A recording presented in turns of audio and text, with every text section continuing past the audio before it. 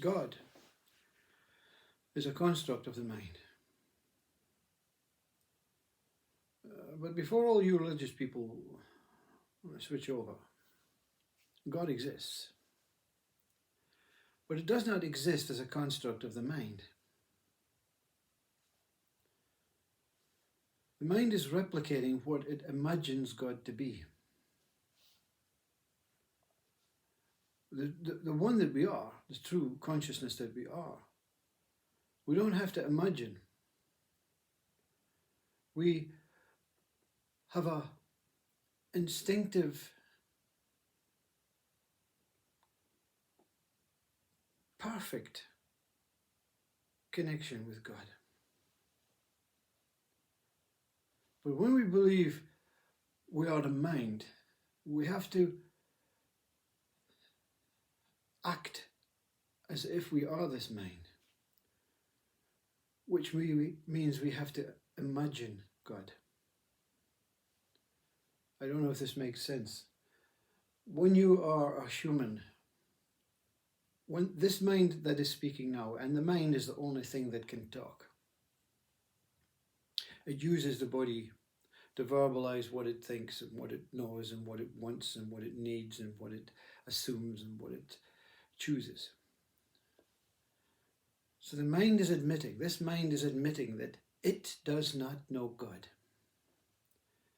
and how it has been led to believe that what God could possibly be. But in silence, with no thoughts, one is one with God. And that doesn't mean to say this body is God, because to be one with God means, well, you are replicating God perfectly. No. Because the one that sits in silence with no thoughts, is not this body. It's one that is within this body. So you are God without the body, without this particular form, shape. Consciousness is all. Let's imagine that we go on a journey within, okay? A journey into the invisible, because we're not going into the organs. We're a journey going within, where everything arises from, this body. Everything arises from a point. So we're going into this point, and we're going to travel along this point, this, let's call it a wormhole, or a black hole. And when we go through this point, we reduce and reduce and reduce ourselves. Some call it dehypnosis. But we reduce and we reduce and we reduce and we reduce and we reduce till we become nothing. There's nothing taking place, there's no one there, there's nothing happening. But there's still a knowing. And that this knowing is a knowing. It needs to know a little bit more. So it continues along, knowing. And it sees things along the way that it thinks it knows. But that's the mind interfering, coming and saying, no, don't go any further, you won't get back. And the mind is right. If you go too far, you're not going to come back into this body. So you come upon a point, and Francis Assisi or Rumi, I can't remember which one, says, when the door opened, I was looking from the inside. So you come along to this point, and this door is true. But on the other side is not this. Because the one that's going along the wormhole, looking through the door, is not this.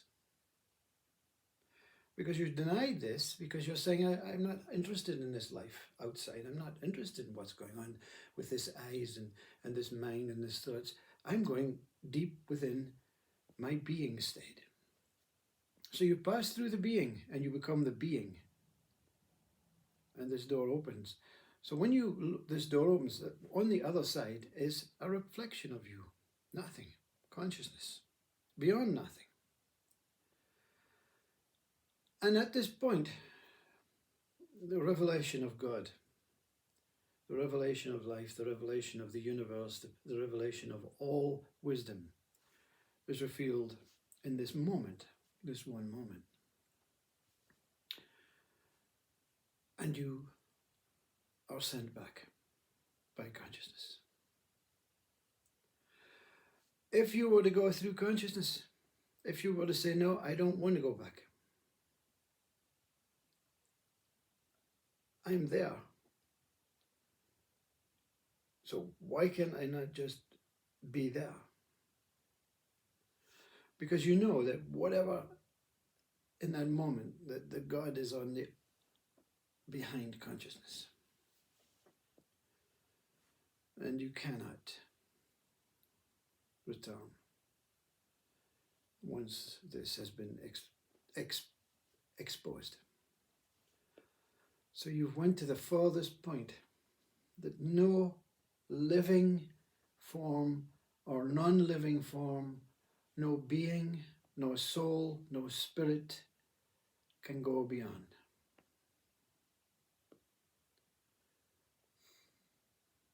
And you're grateful. Because God is death in its beauty.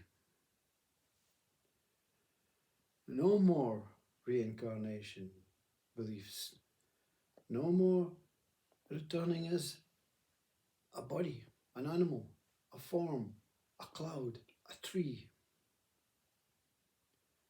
It's all over. No one can go there. Not even in body death. Even body death is the same route. You don't have to worry about the projected world and outside. You can only go within. Your body's gone. You become that being and you follow that route and you go into consciousness. But consciousness will not allow you or anything, not even Christ, not even Buddha, to go into the Godhead that it lies beyond. That's why it's called the unknowable. That's why consciousness reveals the wisdom that was created after this Brahman, absolute Atman state, God. Never ever know God in its fullness. You don't have to. Once you meet consciousness, once you meet your unconscious being, once your unconscious being meets that God consciousness, there's nothing to know because you live your life in full contentment that you've done what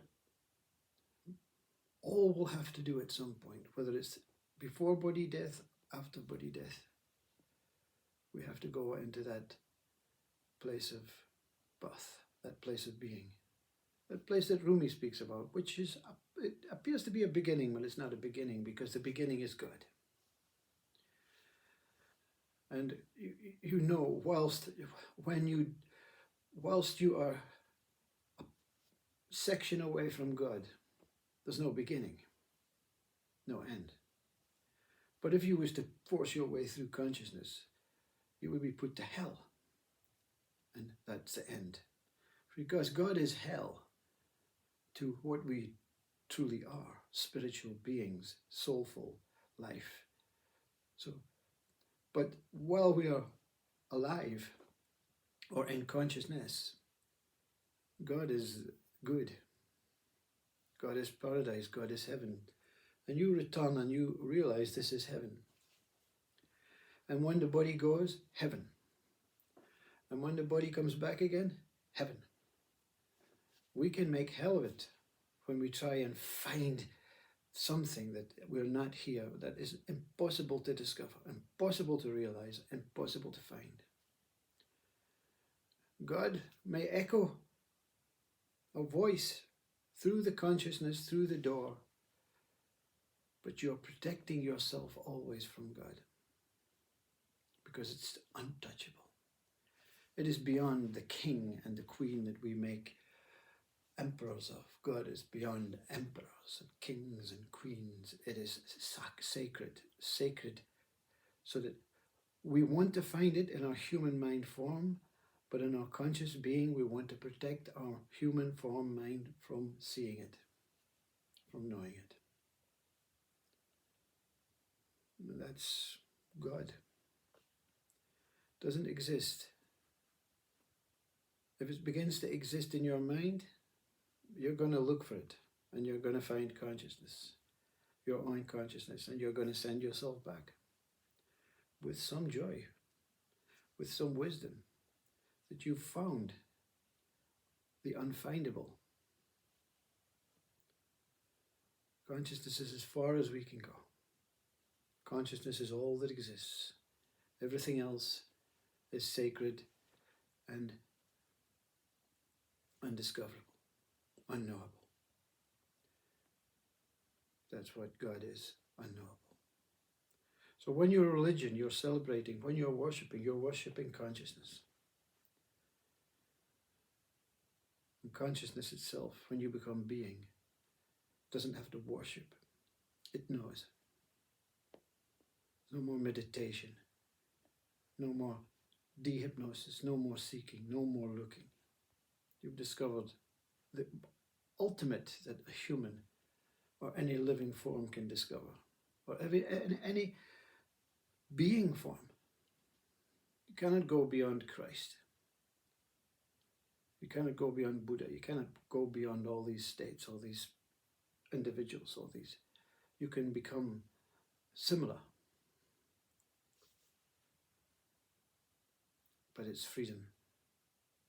Whatever way you look at it, God is freedom from life and freedom from death, but is the giver of life and the giver of death.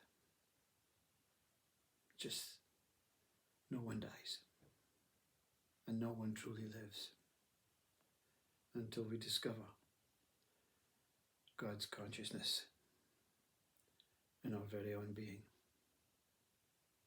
Namaste Om. Praise to consciousness, praise to God, praise to I, the discoverer.